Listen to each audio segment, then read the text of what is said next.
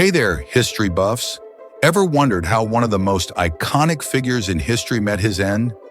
Buckle up because we're diving into the assassination of Julius Caesar, a tale filled with drama, politics, and of course, a few surprises. So picture this. It's the Ides of March, 44 BC. The sun is shining over the bustling city of Rome, and Julius Caesar is strutting through the Senate, head held high, with that famous laurel wreath on his head. Everyone's thinking, this guy is untouchable, right? But little do they know, a storm is brewing, and some senators are plotting his downfall. Now, we've always heard the classic story.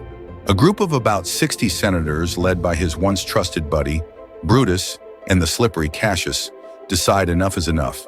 They stab Caesar 23 times. Yeah, you heard that right. 23. And then, as he's lying there, the worst part? He supposedly utters, "Et tu, Brute?" You know, imagining him looking at Brutus, asking, "Really, dude?" That's the moment when the whole thing shifts from politics to tragedy. But wait, there's more to this story than just betrayal and bloodshed.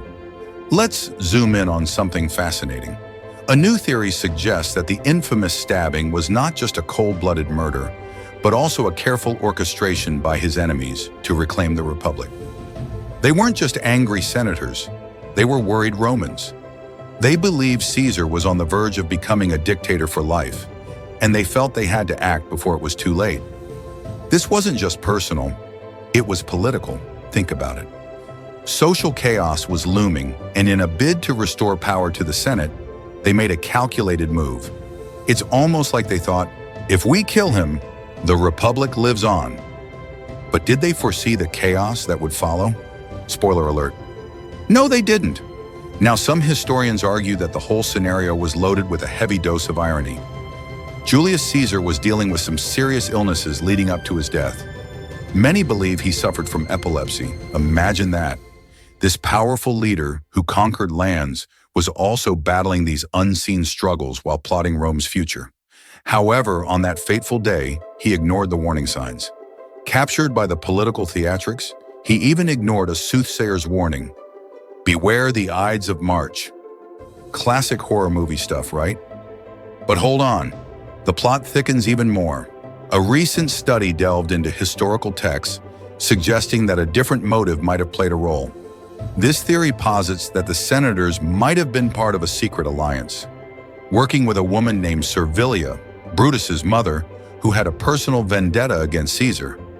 If that's true, then we're looking at a juicy little love triangle, and it's not even soap opera material, it's ancient Rome at its best.